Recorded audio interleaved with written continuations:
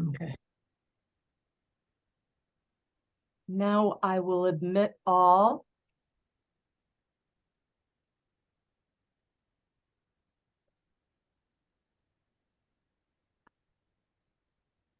Welcome to all you joining. Glad to have you.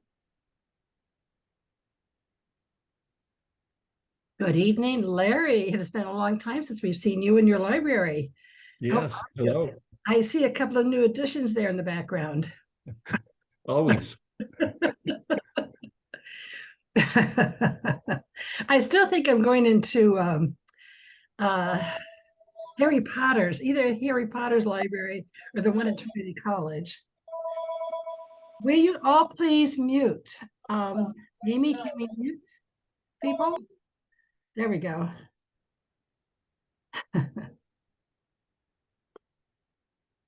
Good evening, everyone. Larry, do you know Regina? Hello, what, Ray? Larry, do you remember Regina from earlier program? We met earlier. Yeah. He's muted there. He's not listening. Okay. I'm listening. Were you talking to me? Yeah. I'm sure you do remember Regina, our speaker. Oh, of course. Yeah. Yeah, We it's went very away to nice. Washington right after she met with us. Yeah, I'm doing that again, actually, early next week. Ah, good. Yeah. My wife was on that same flight with you the Oh, next. remember that? Yeah. Yeah. Well, I got your name from Larry because, you know, as I said, Can't get any sound. I could see. Okay. You know, Regina, when we saw the title, we knew we wanted to talk about Russia.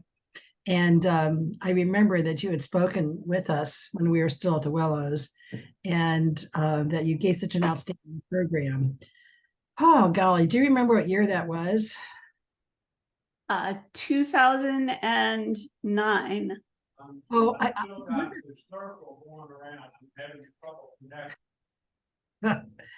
okay, are we muting people, Amy? Yes. Was it really as long ago as 2009? I think so. I think that was the first time I was Oh, there. no, because I didn't get to the Indy area until about after 12 or 13. So that was not with us. I think it was probably 15 or 16, I'm thinking. Mm. But long enough ago.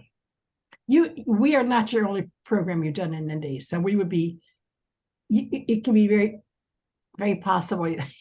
You're thinking of somebody else. That would not be it. Yes.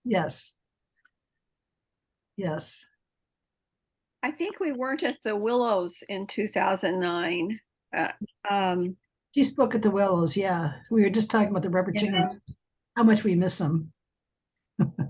Good evening, Jean Bruce. It is wonderful to see you again.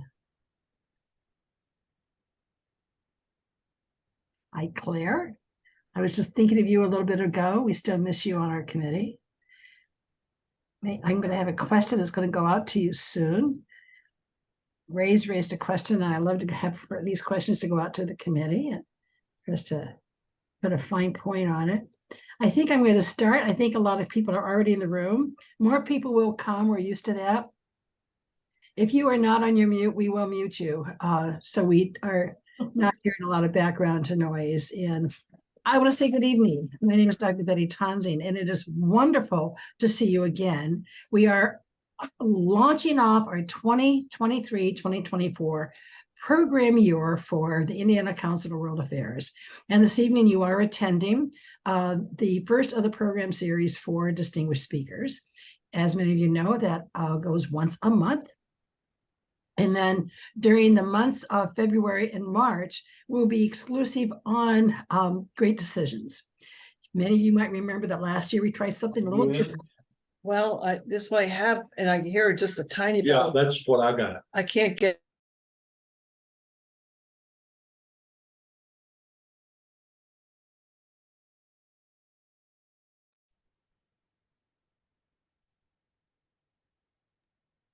Now I'm in. We are still stumbling our way forward in Zoom world 4 years later. Last year, you may remember that we had tried to do every other week and with great decisions that we found that by the time we got to April and May, we were program fatigued.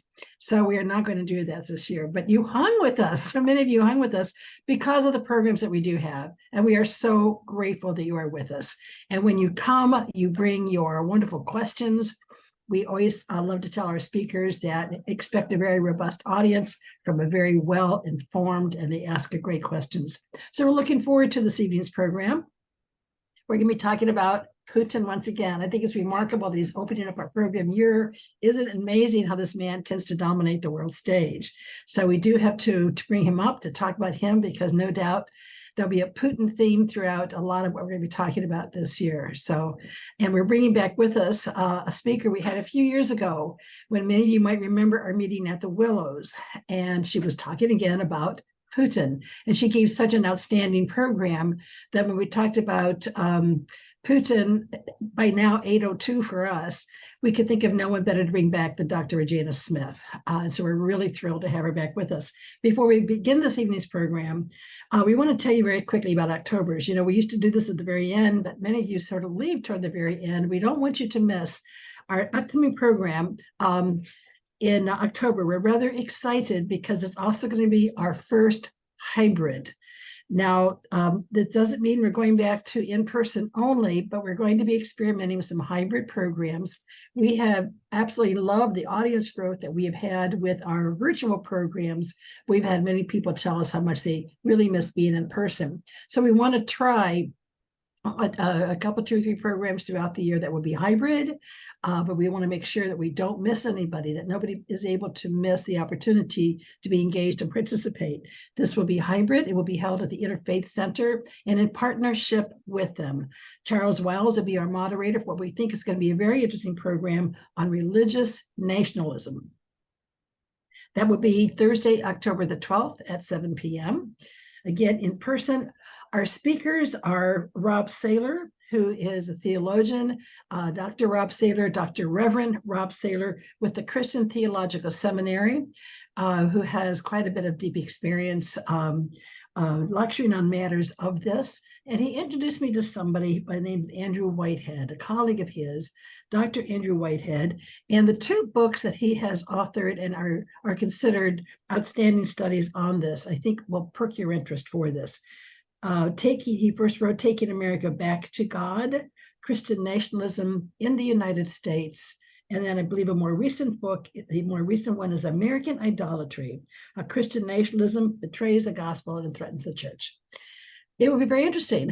And Dr. Saylor is Dr. Reverend Saylor will be talking about how we don't want to confuse people who have just very, very deep, profound faith and fervor for that with the mix of the extremism, and it becomes extreme religious extremism and ethnocentricity. So that will be in October, but you'll be reminded of that a lot. And right now we return immediately back to our topic at hand, and I will introduce Ray Montano, who will take it away with Dr. Smyth. Okay, thank you very much, Betty. I would like to also add my welcome to everyone tonight. This is exciting for us to kick off the Distinguished Speaker season. And I first of all want to thank all of you who have renewed your membership to the Indiana Council on World Affairs. As you know, we're a not-for-profit, all volunteer organization, so your membership helps us provide the programs that you enjoy so much. And also to those of you who may have given a donation for this program this evening. We appreciate that very much. If you have not signed up as a member, you can go to our website and do that. We, as I said, really appreciate that. All right, so tonight we're fortunate to have Dr. Regina Smyth, who is a professor of political science at Indiana University. She's written extensively on political development in Russian Federation, Ukraine, and Kazakhstan. And she has a recent book called Elections, Protests, and Authoritarian Regime Stability in Russia from 2008 to 2020. She also has a book called Varieties of Russian Activism, State Society Contestation, that's an interesting word, in Everyday Life and she's written that with a couple of co-authors. She also has a new book on Moscow housing renovation program that shows how Russian society has evolved despite growing state repression. She currently directs a new project called Building an Anti-War Commons in the Russian Diaspora that explores political and social activism among wartime migrants. She's been a speaker on a number of different national forums, and we are fortunate to have her tonight. If you want to read her quick, complete bio, you can go to our website. So I'd like to maybe just kick it off a little bit here. Regina, again, we really appreciate you joining us this evening. Maybe you could take just a minute or two and kind of talk about, how you got interested in Russia as a topic, and how your research has progressed over the years. Thank you. And thank you all for being here. I actually enjoy nothing more than being able to speak about Russia and share what I've been doing and what my colleagues have been doing on these various projects. So my connection to Russia goes all the way back to 1973, when I was in 6th grade, and a very wonderful teacher said to me, "Nixon has gone to China, we'll have peace with Russia. You should take Russian." And our junior high school taught Russian where I grew up in upstate New York. And so I've been engaged in studying Russian politics from a very, very early age, through college and then university, and then as a scholar and researcher. So I've followed Russia through the late Soviet period, the Gorbachev transitional period, the transition of the 1990s, the rise of authoritarianism, and now a place that I barely can recognize. It's different and much harsher than it ever has been. I, of course, am not able to go back. It's not safe for me to go back. But nonetheless, I try to persist in studying the part of Russia that's sort of less studied, not just Putin or the elites, but what people are doing and how people are acting and responding to all of these stimuli over time. And that's been the focus of my work, really since 1991.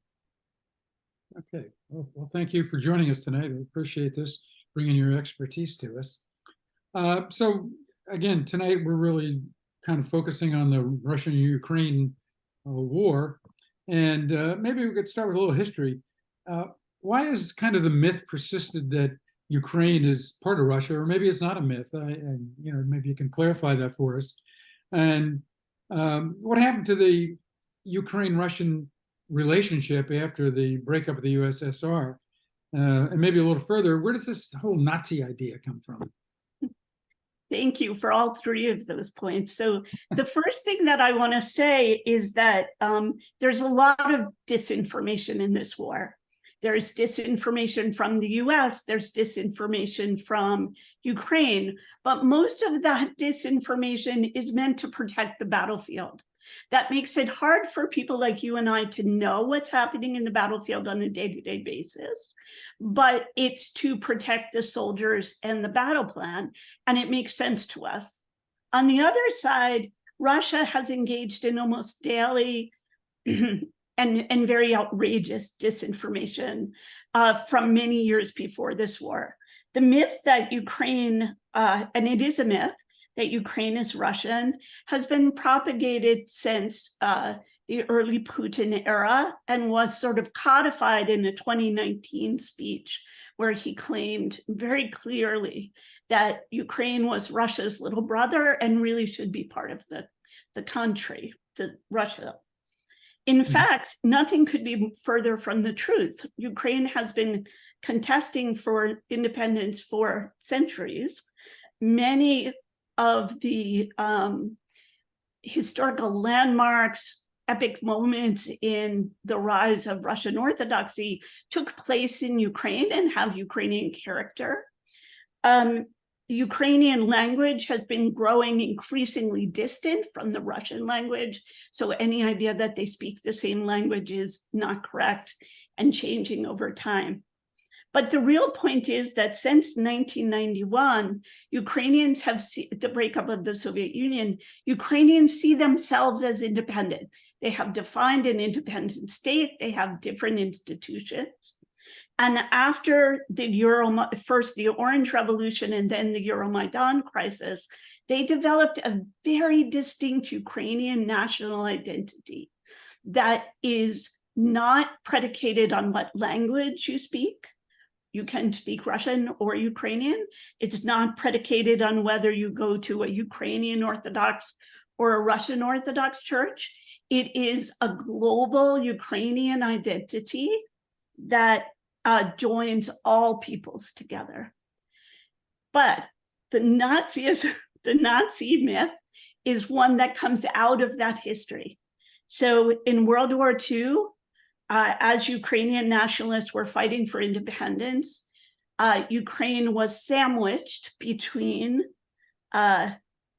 two totalitarian states, Nazi Germany and the Soviet Union that had propagated a genocide against Ukraine and purges that included Ukrainian citizens.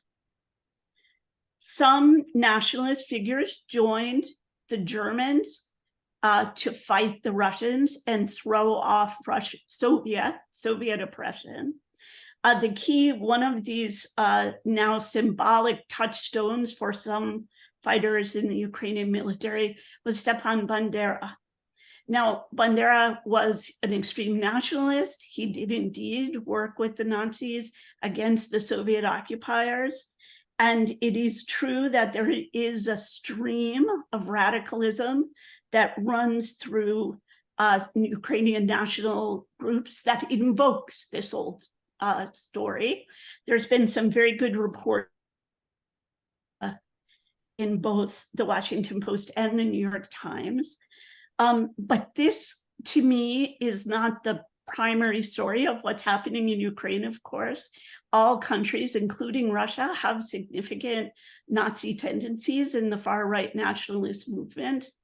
But Putin brings this up precisely because it makes Western observers uncomfortable, and he hopes to always be driving a wedge between the Ukraine and its Western observers. Okay, well, thank you. That really clarifies that issue for me.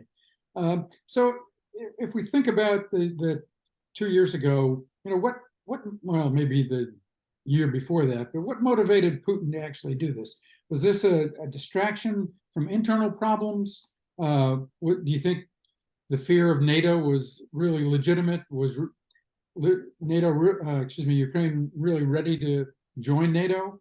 And do average Russians really fear this?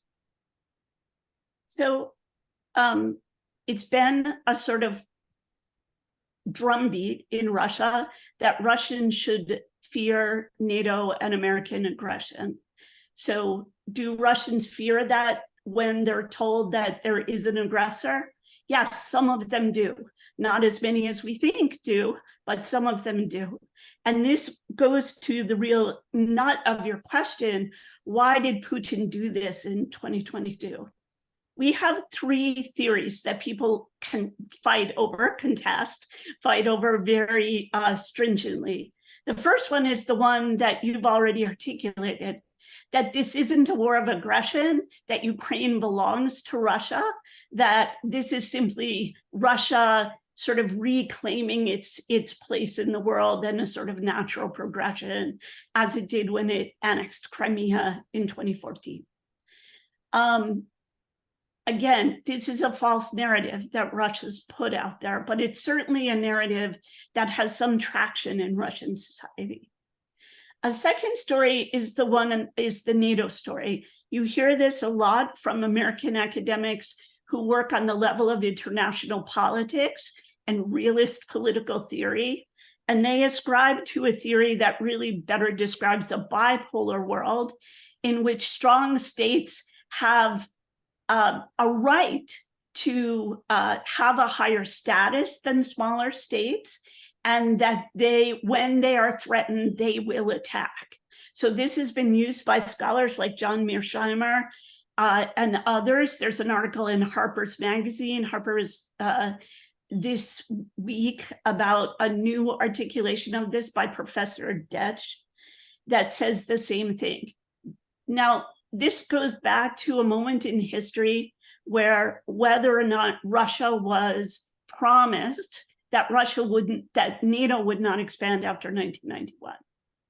And that's a debatable point. But that argument also coexists with the argument that at the same time, Ukraine was promised, both by the US and by Russia, that it would not, that if it gave up its nuclear weapons, it would not be attacked. So in history, there's not really a great logic for the NATO story. Moreover, as you alluded to already, Ukraine was not ready to join NATO. At the year before the war, 50% of Ukrainians, perhaps more, did not want to join NATO. They saw NATO as a provocation, but also maybe something they didn't need. Moreover, NATO wasn't ready to have Ukraine, and NATO still isn't ready to have Ukraine. The strategy for getting into NATO and the EU is quite stringent, and there are aspects of the economy that don't, the economy, the military, the way things are organized, that don't comply with, that Ukraine has not yet complied with.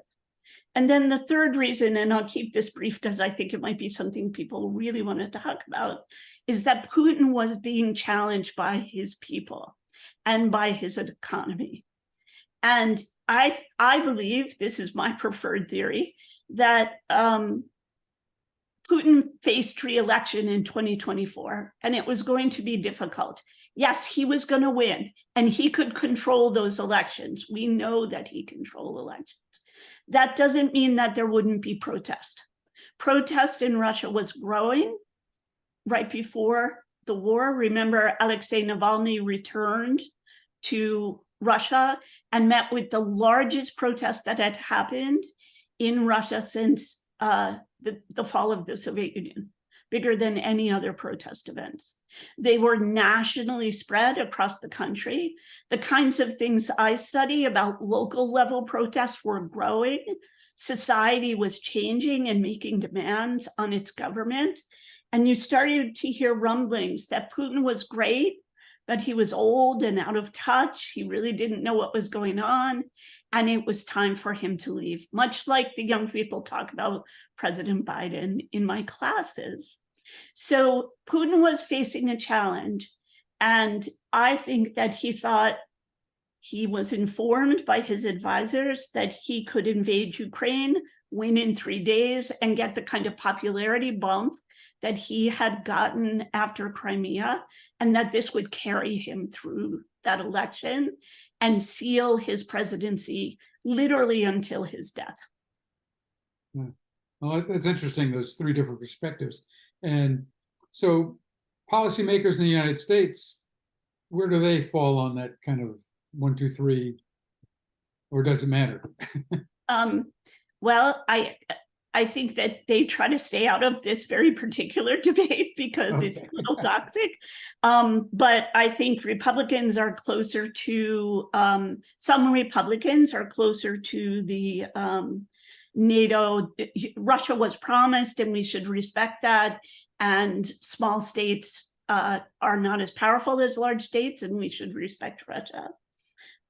Clearly, the Biden administration has come down on the side of the importance of maintaining democracy and containing Russia in order that this struggle doesn't spill over into other states like the Baltic states or Moldova, where there's a brewing potential crisis, or Romania or other East European countries.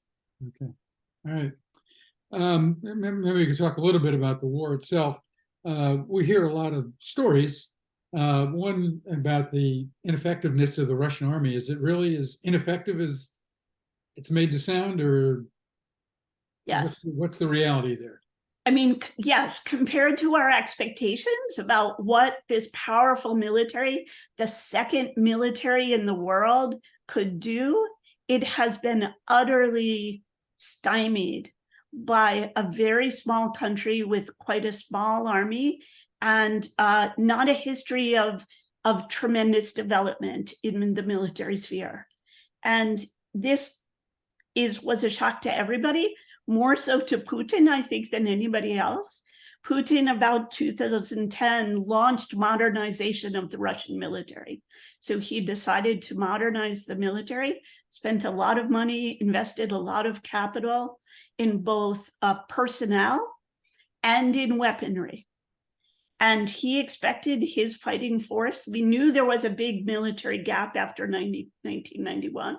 He expected that was being closed in this period of reform. And Russian society did too.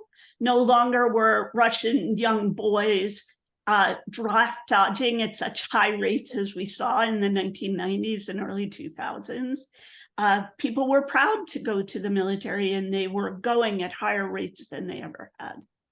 The problem is threefold. The first was corruption. The corruption and value of this amount that was stolen was so profound that it undermined the entire investment process and military modernization process. We know that now. And that was happening both in military industry and in the military itself, as it is happening on the battlefield today. There's massive corruption on the battlefield, not only stealing from Ukrainians, but monetizing where soldiers are sent, close to the front, behind the lines. You can pay to be sent to different places. So that's one small example of the kind of corruption that's happening. The second thing is that military industry wasn't prepared to modernize, to build the kind of technology it wanted. So much was imported from the West and still, is smuggled in from the West or received from China. You just saw Kim promising weapon transfers. That tells you something about the state of Russian military production. And the last is that Russia was substituting the export of weapons to building up its own weapon stock. So it was sending weapons out and making money instead of building up its own military stocks and being prepared. And I think that all of those things are interrelated, and that led to this very dismal performance. So how did that whole Wagner group thing play into this? Yeah. So Wagner has been around for quite some time. Prigozhin, Putin's cook, right? So named because he made his billions, literally, by providing food service, not only to the Russian military, but to schools and other places. Wagner was built as sort of a hedge for Putin. And Prigozhin was very entrepreneurial. He created a place for himself in the global south, in Africa, sending forces to Africa, allying with dictators, being paid to provide these services. And when the war came and Russia was really failing, particularly in Ukrainian East, in Donetsk and Luhansk, Prigozhin stepped up with Wagner to send troops to that place. So that's how they sort of evolved into being at the center of the war. But it's important here, let me just note that Prigozhin never could have done what he did without the support of key players in the Russian military industry and in the Russian military. So he was being supported very strongly by these oligarchs, as we call them, right? And that is why his empire is so easy to dismantle, because without his patrons, they lost their capacity to be able to organize, have weapon systems, feed themselves, and so on. And the patronage system is lost now. It died with the coup. Interesting. Well, maybe we can come back and talk about that a little more later. But what's happening in Europe, Western Europe? Is the support in Western Europe unified at this point, Is there people kind of questioning whether or not they want to continue to support with weapons and even allowing immigrants to or refugees into their countries? Right. So I was one of the people who didn't predict the war until quite late, because I was right about I was wrong about that thing and right about the other thing, which is that invading Ukraine was going to unify Europe. And that's exactly what has happened. This war has unified Europe to an extent that has been not seen in decades, literally in decades. Now, why then? And now, you know, the EU is now supplying more weapons to Ukraine than the US. They've just overtaken that role. So the commitment to supply weapons to Ukraine is very strong. The commitment to stop Russia in Ukraine and not past Ukraine is also is very large, right? Very strong. And this has to do with the fact that no one wants Russia to trip the NATO Article 6 and challenge a country that is a member of NATO. So they're focused on stopping this in Ukraine itself. There are lots of conflicts, though, right? Led by the autocrats, Erdogan in Turkey and Orban in Hungary. They are members of NATO. They see this as a potential bargaining chip. So everything is a bargaining chip. If you need a unanimous vote, you have to buy these guys off. So, for instance, they had to buy Erdogan off over the Finnish accession to NATO. And now with the Swedish accession, they thought they had to deal with the Erdogan. And then now, just last week, Orban raised a complaint to get his. So we do see all of that. We see breaks today. If you saw the news, for example, Poland actually said the EU decreed that there wouldn't be sanctions on Ukrainian grain, that Ukrainian grain would now be sold in the EU member countries, and Poland, Czech Republic, and I think Slovakia all said they weren't going to comply with that. Well, that doesn't make sense on the face of it, but it's because their farmers are having boon years selling their grain at very high prices, and they don't want the grain powerhouse Ukraine to flood their markets and undercut their farmers.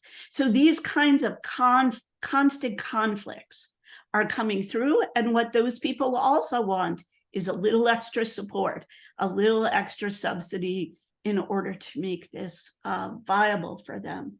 So it's a constant day-to-day sort of ongoing bargaining process, but in general, I think more unified than anyone could have imagined. So what about some of these other players like China and India? You know, where are they? Are they wavering? Are they, you know, India didn't take a stand initially because they buy a lot of energy from Russia, and China, I haven't heard anything in the news recently about China taking a position one way or another. So what's happening there? Do you have any idea? So China's the most interesting international player on the scene these days, because China makes its decisions entirely based on China, right? And so while it purports to be an ally of Russia, China and President Xi appear to be really very unhappy with Russia becoming a pariah, with the cost of this war for China, which has been very, very high. And so as much as there's rhetoric about the friendship, and Xi has been very smart in some ways to defer to Putin, making Putin look more powerful than he actually is, and keeping it as a buffer between China and the United States. China hasn't done that much to support Russia in the war. On the contrary, what China has been doing is increasingly broking better and better deals to buy Russian energy at lower and lower prices. So China actually has a bit of a boon in terms of the cost of the inputs to the country. And for those of you who are following it, and I'm sure you're going to talk about this soon too, China really has a bunch of its own problems and really can't get involved in this war right now. So China has severe economic problems that are devolving into social problems. And this week, China announced that it would no longer be reporting youth unemployment because unemployment is so high that it's embarrassing for the regime, right? India is a really interesting player. So India did declare neutrality, but most analysts see it as a soft support, right? For Putin, India is also making a lot of money out of energy. It's importing energy at very low prices and turning around and selling it to other places at much higher prices, including countries like Denmark. So that's another small crack, right, in Europe. The other thing that India is really worried about is Pakistan, as always. And India gets a lot of its weapons from Russia still. They've been a long-term partner. Many countries are reluctant to give India weapons. China won't sell India weapons because they're not friendly. The US worries about an Indo-Pakistani war. So they have been able to get weapons from Russia. And so they've been sort of unwilling to upset the cart on that one. So it's a sort of super complicated evolution of the global environment. Yeah, and so we recently met with North Korea. Putin met with Kim, and I heard that Vietnam is also talking about buying or selling or buying. I thought it was buying. I thought Buying. the most That's recent buying story was Russian buying weapons. But I would think So- that Russia wouldn't be selling weapons if they need them. Well, what Russia also needs foreign currency, and it especially needs currency that isn't the ruble. So one place where sanctions have really bit is on Russia's access to dollars to buy things on the global trade, even to smuggle for smugglers and people bringing goods in to pay them in dollars is becoming difficult. So I'm going to guess, a very informed guess, that part of this has to do with dollar accumulation, and part of it is to keep the balance of trade flowing, because Russia's in a little pinch now economically, and it's working very hard to tell Russians that everything's fine and all is well, but it's actually struggling now to keep up with social benefits and social welfare payments on the eve of a very important election. So it's a difficult moment.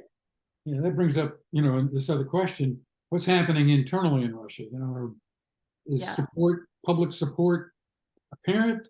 Are the sanctions really affecting daily life for people on the street? Yeah, so it's hard to know what's going on in Russia now. Almost no one is going, right? We saw Evan Greskovich, the young reporter from in jail now on spying charges in the prison yesterday.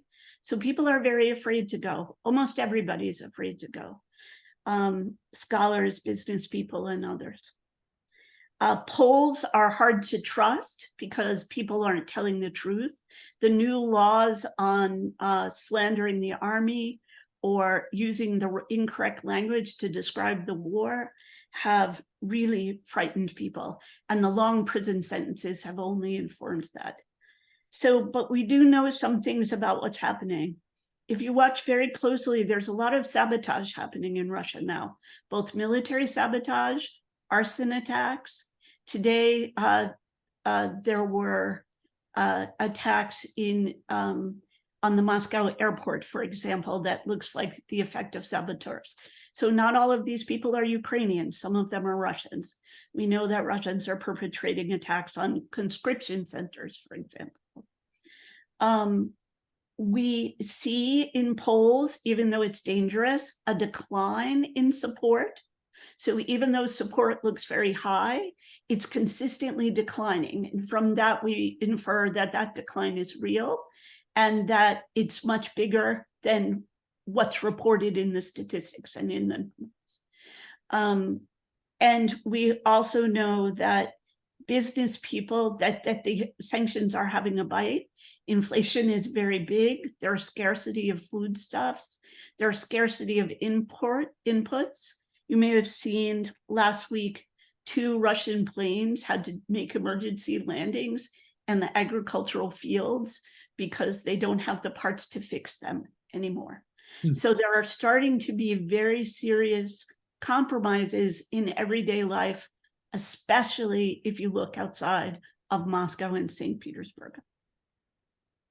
Yeah, I noticed from your resume that one of your areas of interest is the Russian diaspora. What's happening with that group? So this is really fascinating research that we're doing. About well over 1 million people left Russia between the start of the war in February 2022 and September of the same year. Some of those people have been forced to go back because they either had no money to live abroad or because places like Turkey is pushing them out and they have nowhere else to go. As you probably know, the EU is not accepting any Russian wartime diaspora migrants. The EU just banned Russians from coming in as tourists in their own cars, right? So this is to prevent people from driving in and staying illegally and so on. With the exception of Germany, there's been a very difficult welcome for these folks. I think this is a real mistake because these people, first of all, this is a massive brain drain. These people are among the best educated IT workers and other types of business people in Russia. This was the future, right? This is the future that is leaving Russia. It's a brain drain. And they are also among the most political and active anti-Putin, anti-war supporters. And while you may see a lot of bickering if you're on Twitter among these different opposition groups, in fact, among the ordinary folk, the people who left, most of whom are quite young and wealthy, there's almost a renewed type of activism happening as they come to meet each other, build a community, share grievances, and push forward.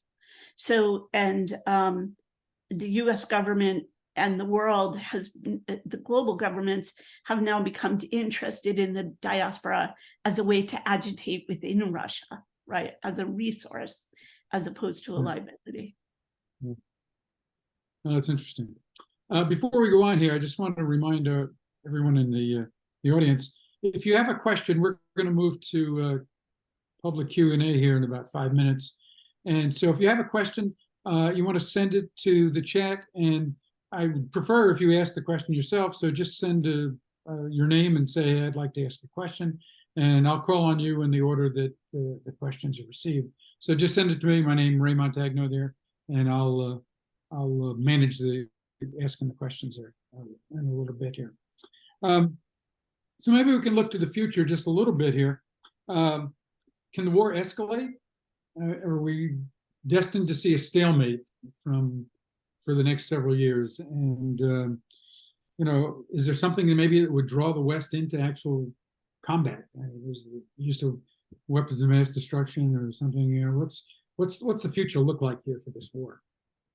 So it's very hard to predict, again, because there's a lot of disinformation around what's actually happening. But let me try to unpack a little bit of it. I think for now, the threat of nuclear weapons or escalation to nuclear war has dissipated. And I think that for 2 reasons. One is the opposition in Russia that we've seen consistently is that Russians do not want to see their government use nuclear weapons. So only about, and it's a very high number, I don't know what this would look like in the States, but only about 20% say that they think nuclear weapons are an option. That suggests that if Putin used nuclear weapons, he would be in trouble. Also, it's very hard to predict where the nuclear fallout goes, and they're fighting very close to Russia right now. And the third reason I think it's unlikely is that if Putin holds out any hope of winning, he really wants to capture Ukrainian grain in order to have that market and resource for himself. And using nuclear weapons would destroy that, right? So it doesn't really make strategic sense for Putin. I think the sort of optimism about this Ukrainian assault, the summer offensive, gave way to some pessimism and a lot of discussion about whether or not this war could become a war of attrition. We've seen this now enter the US discourse. We've seen it out of the Pentagon in discussions of what's coming and what's next. I'm a little more optimistic about that, because right now what we're seeing is that the Ukrainians lost a tremendous number of personnel on the battlefield over the past 3 months. And that's one of the things we don't see in the news very much, right?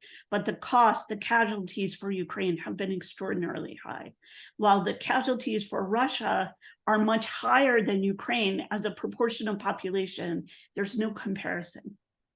And I think sometimes when people go to the battlefield and they see this themselves, it's really quite shocking to them, right? Because they're not, given what we know, what we hear, we don't see on Twitter Ukrainians being killed by and large. We see Russians being killed. We don't see Ukrainian tanks and artillery being blown up. We see that from Russia. That's Ukrainian disinformation and its fellow travelers. Excuse me. But what Ukraine has been able to do is soften up the Russian defenses. And now we see them moving quite quickly, much more quickly than they have all summer into the fall.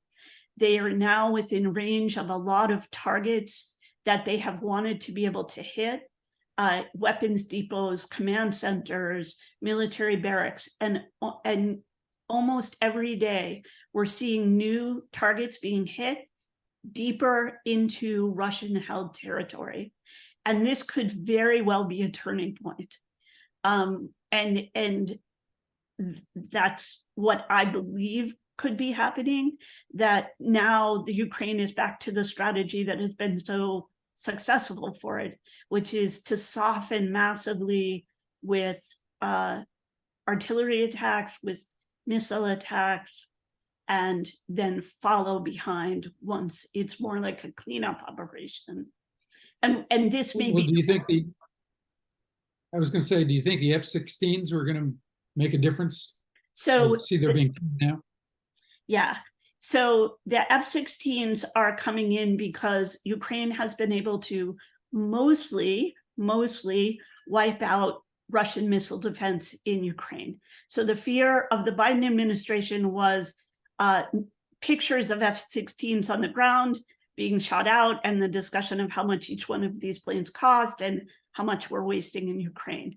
I think the signal of the F-16s going in means now that Russia just doesn't have the capacity it had at the beginning of the war to shoot them down. And that will also change Ukrainian capacity to target Russian resources in the south and in Crimea. And once they get in there, the Kerch Bridge is not long for this world. And in fact, Russia's no longer using the bridge as it intended. So I think this is a really, again, indicative of a potential turning point. All right. Well, I think we're going to stop here. I have a few more questions, and I'll hold these back. But I think we can. We have some questions from our from the audience here. Ken Holland actually had a question. He was one of the first ones to post something here. So Ken, would you like to ask your question, please? Yeah, Professor Smith, really impressed with your presentation. And I have really two questions. The first question is, do you think the U.S. withdrawal from Afghanistan in August 2021 emboldened Putin to invade Ukraine in February 2022? That's my first question. Then the second question is, do you think that Putin is gambling that Donald Trump will win the 2024 presidential election in the United States? Thank you. Thank you. Those are great questions. And my answer to both of them is yes, but maybe not in the way that you expect. So yes, I do think that Afghanistan emboldened Putin, because part of the disinformation that Putin was getting was that President Biden was weak and irresolute and not willing to take hard positions. And I think that was part of the evidence, the way the withdrawal was carried out, the unwillingness to invest the resources to do it more strategically, to preserve humanitarian interests and so on, convinced Putin even more that Biden was weak, maybe a little hapless, and unwilling to commit. And I think that was just a really important moment. I will also say that it had a big effect on places like Kazakhstan, who had previously been US allies, and then felt like its flank was left open, and they turned even more strongly to China. So that was another reason, indirect way, in which it happened. And I'm so sorry, I'm gonna have to ask you to say the second question again. Oh, I know, about Donald Trump. Yes, exactly. That's exactly what Mr. Putin is banking on. He's banking on Trump returning to power and pulling out. Mr. Trump has already said he has a plan. The war will be over in 24 hours, presumably not on Ukrainian terms. And if you notice, last night when Zelensky spoke, he invited former President Trump to offer his plan now to save lives and stop the war and not wait till he was in power. So this has become sort of a football, but yes, both Putin, I think, and the people around him definitely believe that a change of administration is possible, and that a change of administration would be favorable to Russia and end the war on Russian terms, which is negotiation. Now, if I could just follow up quickly, do you think Russia will intervene in the 2024 presidential election in the way they did back in 2016? Yeah, I hear they're already trying. So the same kinds of tools are being used, these bots, these infiltration of social media groups, agitating among groups to create divisions in US society. This very clever thing they do, which is to plant news stories in places like India that then travel up through the media ecology and get picked up by AP and other sources, and then become news in America, even though it's sort of all fake or very soft kind of news. So yeah, I think we're gonna, that will happen, but I also think that our security services are much better at tracking and understanding what's happening. Okay, thanks, Ken. I think we have a question from Jane and Jean Bruce. Are you guys out there? Yeah, Ray, thanks a lot. Jane's not with me, it's just Jean. Okay, sorry. Dr. Smith, thanks you so much for your presentation. I'm a retired Army guy, and so I follow what's going on as closely as I can. But I've heard for years that the Russian leadership is somewhat lacking, and particularly once you get down at the lower levels, the initiative on the part of the soldiers doing the fighting is lacking, and in fact, it lacks even up through some of the officer ranks. If you had any observations, I'd like to comment on that. Yeah, thank you for your question and for your expertise and your service. I knew you guys would be in the audience. I was kind of counting on it, actually. So the thing is that Putin was left with an army that was very general heavy. Yeah. So the collapse of the Soviet Union left this huge upper division, most of whom were not trained in modern warfare, and then a very thin middle level ranks, and then this very beaten down set of conscripts. right? And so part of this military reform was to rebuild that middle layer, was to rebuild expertise and professionalism, but also facility with contemporary warfare in the middle ranks. They actually did an okay job with that, except that the way it played out in the Ukrainian battlefield, they've almost, as I understand it, been entirely wiped out. So any gains they made through this 10 or 12 years of investment in the military personnel have now been almost entirely wiped out. And those all important, like colonel, lieutenant ranks are decimated, and people being moved up are not prepared. And more than that, Russia didn't really have a professionalized army. It was still running on a short-term conscription program. They did try to sign contracts with some people. They built military training schools. It wasn't big enough to be prepared for this war. And so what you're seeing now are the only people who are signing up are people who can't make a living a different way. And this is maybe the saddest part for Russia in this war, is that people literally are being sent to cannon fodder, and they're using these old techniques, right, of throwing bodies at the problem, sending people to war ill-equipped. They're coming only because they're entirely impoverished and can't live a different way, right? Of course, the tragedy of the war is Ukraine, but this is part of the tragedy for Russia. Thank you. That brings up a kind of another thought for me, Regina. I just saw an article today about the conflict between Azerbaijan and Armenia, and Russia was supposed to have peacekeeping troops there, and they've pulled back because the demands of the Ukrainian war have lessened their ability to keep the peace in that region. Is there any thoughts on that? Yeah, so this was quite a shocking and sudden set of developments. The situation's been deteriorating for a while in Nagorno-Karabakh, which has been a center of conflict since 1991. So there have been ongoing sort of first a war and then skirmishes since then. Russia took the side of Armenia. Turkey took the side of Azerbaijan, which is a Turkic country.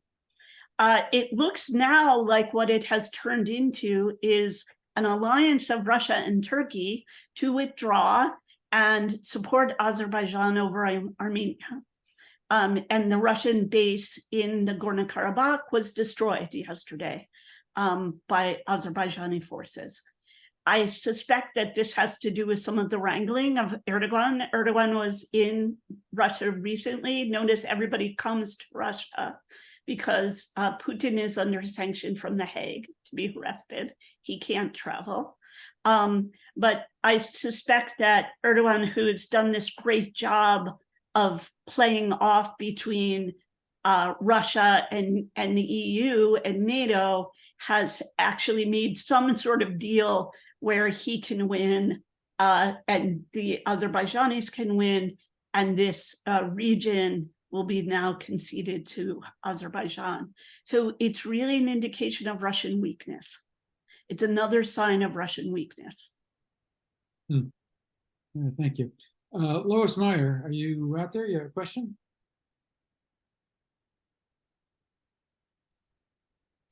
I had several questions. I'm not sure, Ray, which one you're interested in. Well, I think you had one about the Russians come to the United States. Is that one of them? Okay, yeah, I can ask that. And I want to say this speaker is terrific. Thank you so much for bringing her. My question was, given what you have said about Putin's misinterpretation of Biden's support of Ukraine and Trump's belief that he will be elected, what would you, the speaker, say to the people of the US about what should be done or said in the US in this election and this political situation about the politics of this war? thank you for being so kind, but also for the question I spend almost every day trying to think about and write about. Bless you. Bless you. It's an extraordinarily difficult question to Yeah. frame, right? So on one level, we can talk about and this is very real, the commitment of the US to protect itself from powers who feel like they can violate the sovereignty of other states. And we could have a long discussion about the connection between this war, Iraq, and Afghanistan, and the problems that that's created for the US, particularly in the global South. But I think those values still mean something, and they're very important. And so that's one argument that Biden's going to make. The second argument that Biden is going to make, I think, is that he managed to unite Europe around this. And that was no easy feat. And it showed incredible leadership on the global stage. And even behind the scenes, this amazing constraint that China and India are showing are in part due to the fact that Biden behind the scenes is constantly in touch and communicating. And now we hear that President Xi may be coming to the US, which is an incredible coup in this moment of global diplomacy. So I think these will be Biden's talking points. He'll also talk about the power of US weapons, the US technology, the strength of the US economy in the face of the war, despite the costs it's having in Europe and in China and other places.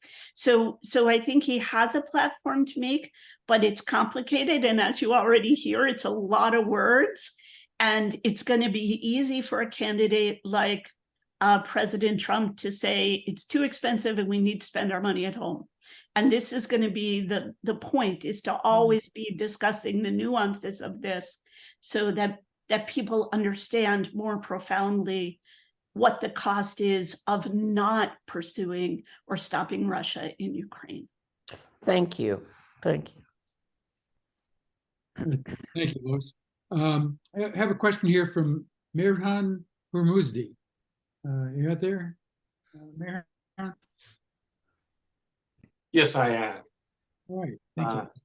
Professor, what a wonderful presentation. Thank you very much. I am from Iran. I was born there and came here way back, 1969. And I noticed that Putin visited Iran and Saudi Arabia, among maybe a couple other countries. What sort of support is Putin getting from Iran and Saudi Arabia and Middle Eastern company, if any, after his visit? So we know some things about this. First, we know that Iran has been supplying drones to Russia. So Ukraine very quickly built a drone industry and has been able to quickly manufacture drones in quite a remarkable way. Actually, Ukrainian ingenuity has really shined through here.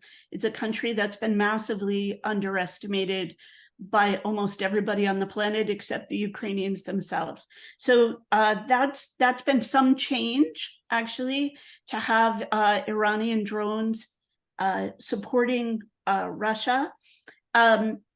The Saudis just announced that they'll be cutting oil production in an attempt to squeeze oil prices once again and increase oil prices. So I assume that that's also support. But at the same time, I feel hopeful about the prisoner exchange that occurred between Iran and the US this week as a sign that back channels are working and open and that discussions are happening. And perhaps you know more than I do about that, but I do feel like there's even a hedging of bets on behalf of the Saudis and the Iranians right now. Thank you. All right, thank you. Bowden? I'm sorry. That's right. That's right. Yeah, Bowden. Actually, I'm of Ukrainian origin. And I hear Ukraine is that. my and first of all, your talk was excellent. I wasn't going to watch it today because I already watched about 3 hours of the United Nations General Assembly. but it's been you give a very, very excellent talk. I do have a very specific question, but I just wanted to say that when I was a young boy, I was in Munich for the summer because my uncle was in the US military and I stood about 3 feet away from Stepan Bandera. And it was very interesting because that was 1958, the year before he was assassinated. Right. And nobody paid attention to him. He came to church. He probably didn't attend mass. And my mother poked me and said, there's Stepan Bandera standing there. And nobody came up to him and said hello. And, the Soviets killed him the next year and they turned him into a martyr. And he's become kind of like a Guy Fawkes figure that people don't like, but they show him everywhere because he's the enemy of our enemy or something of that sort. It's a kind of a bizarre, but it does have some limiting factors because it does limit Ukrainian capabilities, especially in the diaspora, but also in Ukraine, to kind of really think broadly about their strategic place in the world. But let's forget about him because he's been dead for 60 years. But Ukraine's going to have a very hard time rebuilding. And I just wanted you to say some things. It also has as part of that a huge demographic problem. And I've been active in Ukraine for 30 years. And I was a refugee kid from Kharkiv, very bright. He has a Turkic name, speaks excellent Ukrainian. And I thought he would be working on rebuilding Ukraine. And I was looking for a volunteer in Kharkiv. And he's in Canada, he's in Hudson, Quebec, the suburb of Montreal. Can you have any comments on that? If there's anybody who wants to talk about rebuilding of Ukraine, I'd be glad to share some thoughts. Great. Yeah, so there is already underway a huge rebuilding initiative. Funds are committed from industry, from DC, from Europe. These discussions are happening all over the globe. Several colleagues at IU are either in Ukraine or going to Ukraine to start these discussions. But the challenge is going to be that diaspora communities that leave during war don't always return, and especially the young people. And I've had the privilege of interviewing students who are part of these programs to put them into Western universities and get them Western training. And it's quite inspiring to talk to these young kids because they are sincerely talking about going back and sincerely talking about studying things that will help the rebuilding of Ukraine. But on the other hand, they're also traumatized and they've been close to bombings, they've lost relatives, they were shocked by this war. And what happens going forward with them returning is anyone's guess. But I will say that I have been really impressed. I also anecdotally consult with Ukrainian scholars through an IU program that helps to support them while they're still teaching in Ukraine, right? So university is still happening, daily life, normal life is happening in Ukraine. And these people are also very inspiring. Their students are very inspiring. So I have some faith that this community might be a little bit different and we might see more return. I totally understand your skepticism and concern, but I think that the rebuilding and industrialization processes in Ukraine and also state building. So Charles Tilley famously said, states are built during times of war. And that is definitely happening in Ukraine. So local governance is less corrupt, it's more efficient, it's more effective. And so there are some positive signs that are happening on the ground that may make us, it's going to be long, it's going to be difficult, and it's going to cost a lot of money. But I have some hope that it's not good, you can't say good, but that people will be as persistent in the rebuilding as they have been in the war. Thank you very much. I just wanted to say that I'm actually trying to see the science program in Kharkiv because of actually Indiana University has an online high school. And so I was looking even to work with them on this. And I've identified, the needs are going to be so great. It's going to be up to €1 trillion. I mean, that's the highest figure that I heard, but it's going to be at least $300 to $400 billion. You have to give a reason for people to want to go back. So you have to see something of immense quality that will say, yeah, this is going to be a future. And the security issue is going to be, Russian. You can't solve this war without changing Russia. That's the problem. Well, I think, first of all, Kharkiv is a lovely city, but also a city that's, one of the more embattled of all of the cities, right? Because it's so far east. But I will say that I think the promise of jobs in reconstruction may lure some people back, that there will be lots of jobs, both on all levels of the economy. And I think that's why there's been so much commitment to shaping this program now, even as the war is going on, because Zelensky's also worried about this, clearly, right? And so part of the message is, yes, come back. We are preparing for you. I actually saw an article today where somebody was suggesting that the frozen Russian assets be used in the rebuilding of Ukraine. So this is an ongoing debate about A, whether it's legal, and B, whether they want to alienate Russia as much. I suspect that there will be a serious reparations program if it comes as direct as, using Russian assets that way or running it through the courts. I'm not sure, but I suspect we'll see quite a bit of Russian money invested here. Including the sale of all those yachts that were compounded in the early part of the war. Yeah. Okay, thank you. Claire Collins, you got a question. Yes, thank you, Dr. Smith. I was wanting to hear what you have to say about Starlink and the Department of Defense contracts with Elon Musk and just what is happening there.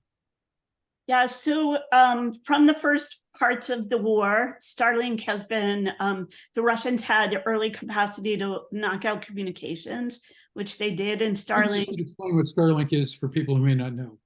Yeah, so Starlink is Elon Musk's satellite system to provide Wi-Fi and information technology. And it's been supplying communications technology capacity to Ukraine from very, very early on in the war.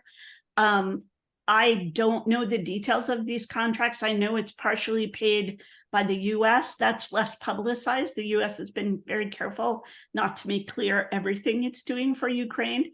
Elon himself has talked about it a little bit, but it's also funded by the Ukrainians themselves. The controversy recently, although this has been happening now, we're aware it's been happening for some time, is that Elon Musk is deciding how far into Russian-held territory that Starlink capacity will penetrate. That capacity is essential for these drones. It's essential for missile systems. And without them, Ukrainian attacks go awry and missiles don't hit targets. And a leak happened, and we learned of an attack that on the Crimean airfield, which was destroyed by a subsequent attack.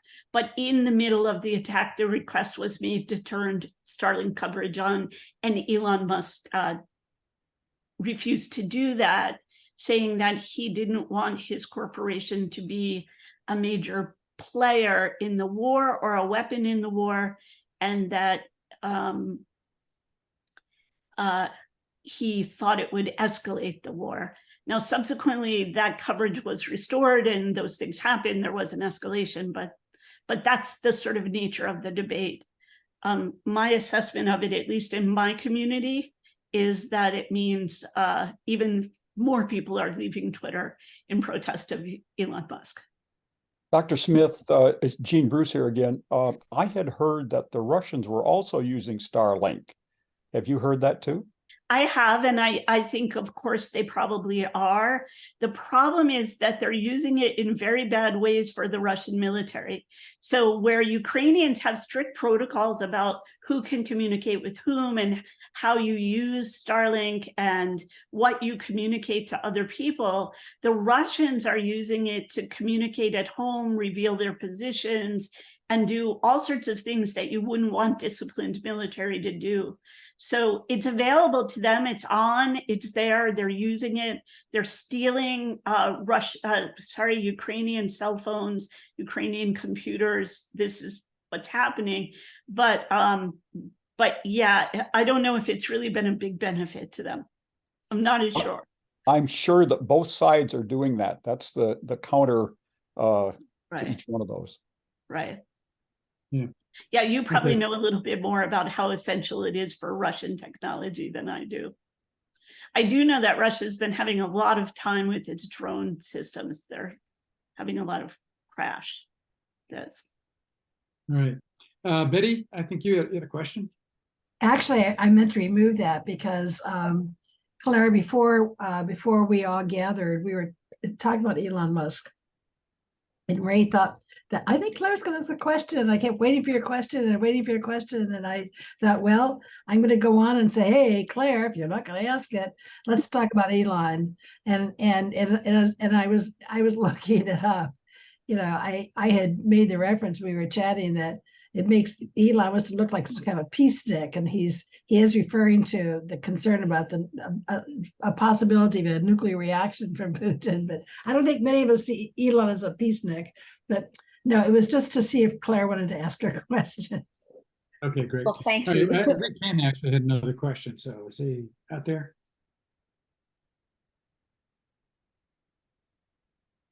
Ken Hall? Oh, sorry. Yes. Yeah. So, Professor Smith, you mentioned that President Biden has emphasized the importance to the international community of enforcing the Charter of the United Nations, which prohibits nations from violating the sovereignty and territorial integrity of other nations. But also, President Biden, as you know, has emphasized the fact that Ukraine is an aspiring democracy, and that Russia's attempt to conquer Ukraine is also an attempt to destroy a nascent democracy. So how important do you think it is as a justification for the US and European and British involvement that these Western nations are really committed to helping preserve democracy, and they see the Russian invasion as an attempt to destroy burgeoning democracy in Europe? So I think, again, it's quite an important question, but the answer is sort of indirect.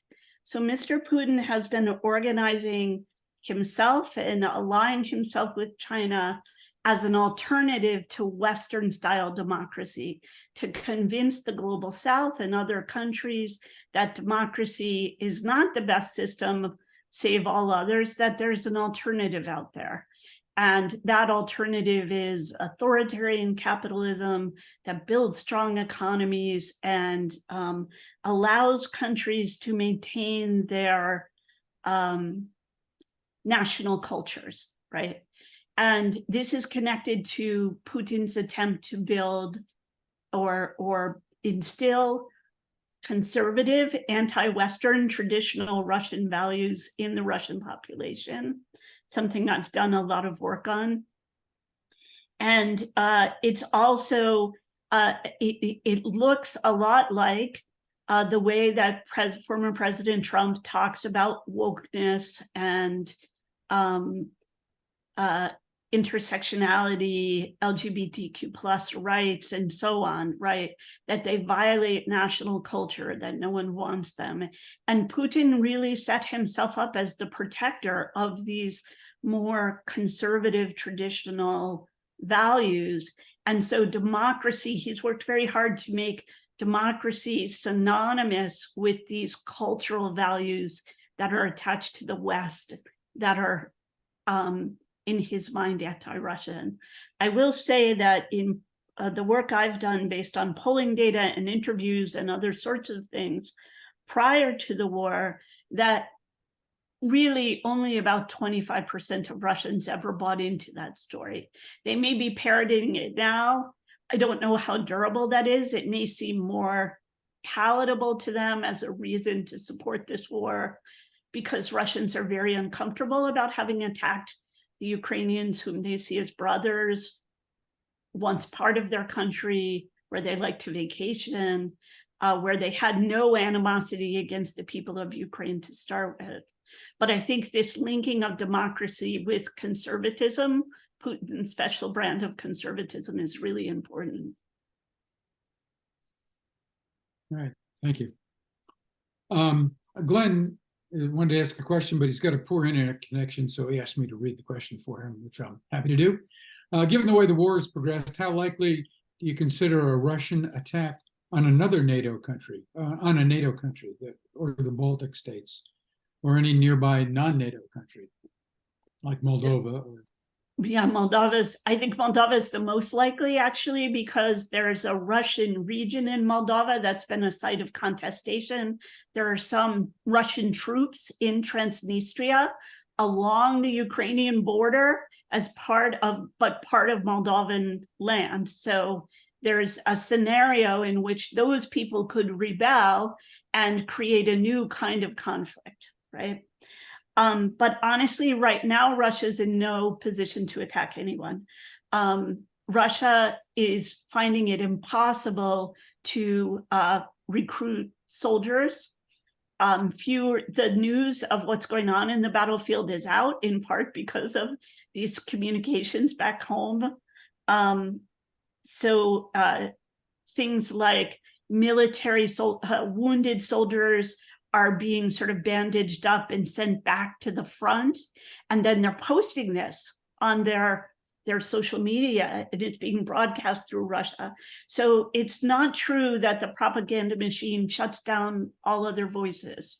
There's a lot of discussion of this war on social media, but also on local newspaper chats, because local press is much more free. I wouldn't say it's free, more free than the central press.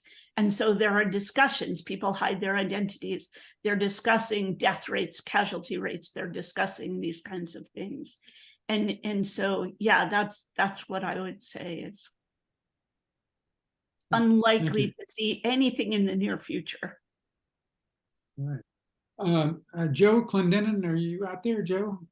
I think you had a question. Yes.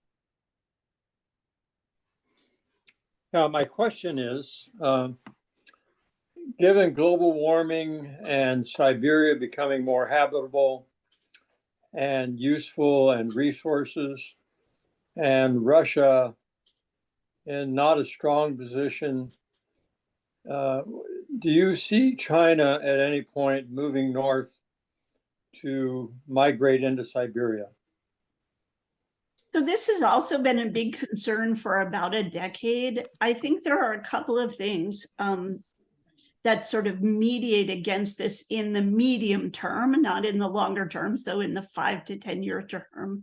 One is that global warming climate change is wreaking havoc in Siberia, both in terms of making places unpassable, releasing gases, disease, environmental disasters. And I think China probably doesn't want that right now.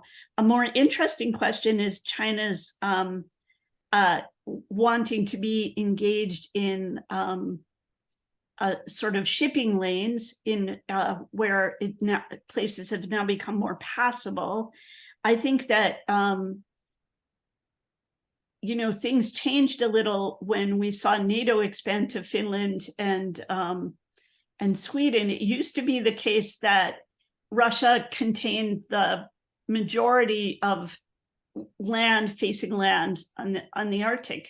That's no longer true. That's actually tipped now in favor of the West. And there are these governance bodies that have to do with how resources are governed that will provide significant constraint because Russia's become a slightly smaller player, certainly by votes and interest.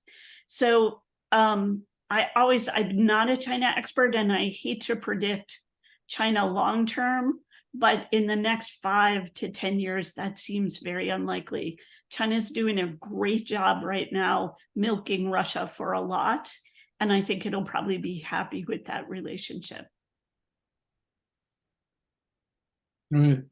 That's always tricky when you start talking about those borders, because most of them are pretty remote borders, right? There's not a lot of development along the China-Russia border.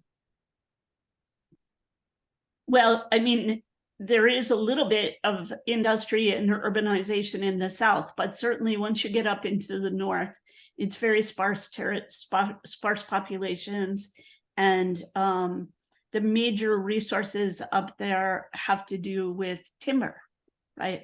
And so China doesn't need to invade to get that timber. Russia's trading and selling that timber to China at low cost. So, you know, I see China, from what I know about China, China is very risk averse. He's Putin 2.0. We're now seeing Putin 3.0. So Putin 2.0 was a very risk averse guy. He didn't take risks. This Putin took some pretty big risks. And it looks like he's gone back a little bit and become a little more risk averse, but let's see. All right, thanks. Mel Miller, you got a question there?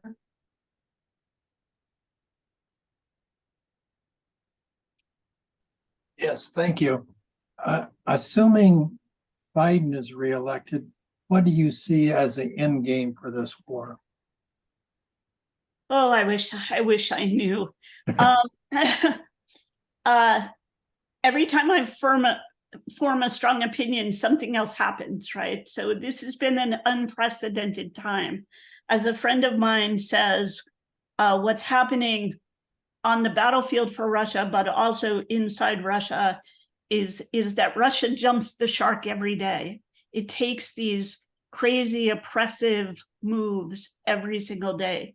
It moves closer and closer to totalitarianism, encouraging citizens to be violent against each other, and encouraging citizens to denounce each other for being anti-war, taking an anti-war action, or even putting a little protest sign in their window or a Ukrainian flag in their window.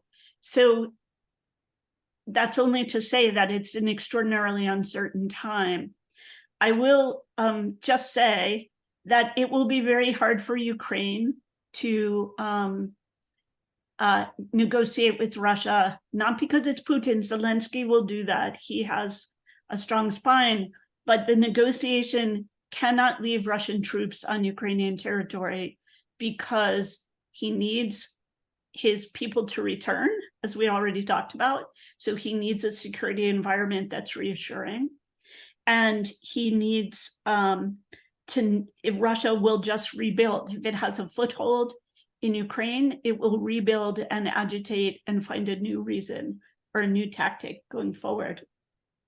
So it's hard to see an end of this war unless the cost to Russia becomes so high and collapse on the battlefield becomes so likely that Putin pulls out before he's entirely embarrassed. And this has been part of the story about calling this a war between Russia and NATO, or Russia and the West, right? So they didn't lose to Ukraine, they lost to the whole West. And this is a face-saving kind of mechanism, a rhetorical mechanism. So it's a very difficult set of negotiations to anticipate. And while Russia certainly will have to pay reparations and no sanctions will be lifted with Putin still in power, there are still things, I think, that can be negotiated to end the war. And I'm hoping that that's how it ends, with a threat of Ukrainian collapse Russian collapse on the battlefield. All right, thank you. So I have one last question for you, and then we'll wrap up here. Are there any lessons in this for the rest of the world in terms of China and Taiwan, for example, or some of the African countries that are experiencing some, rebellions and so forth now? Right. So the global south has, as of the moment, is of the opinion that Putin was justified and that he will prevail in the end. Should he lose, I think there's going to be a sort of reckoning that happens about global strength and the value of, supporting dictatorship as a restraint on the US. I think that in terms of China, certainly China has learned about the resolve of the West. China's learned about the West's willingness to act. It's a different story because now we're out in naval warfare. We're not even in military warfare. And there, I'm even less of an expert on military conflict matters. But yes, I think it has made China cautious. As I said, China is cautious.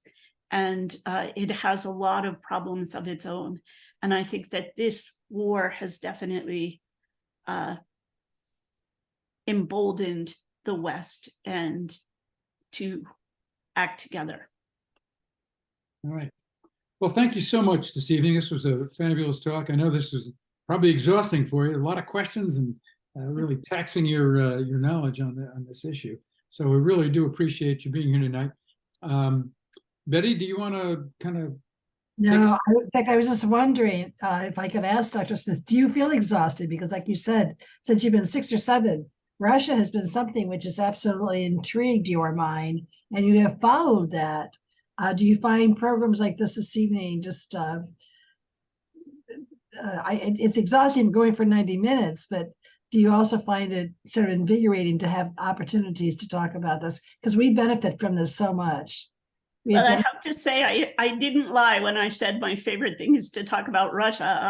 I doom scroll probably 2 or 3 hours a day. I mean, it's really changed my life to try to keep track of this war, keep track of all these things that are going on, and then situate my research in the context and so forth. But I'm also really aware that when I'm standing in front of my students, an hour and a half is a long time to listen to any person. So I'm very grateful to all of you. And well, I think the Q&A, that's a pleasure.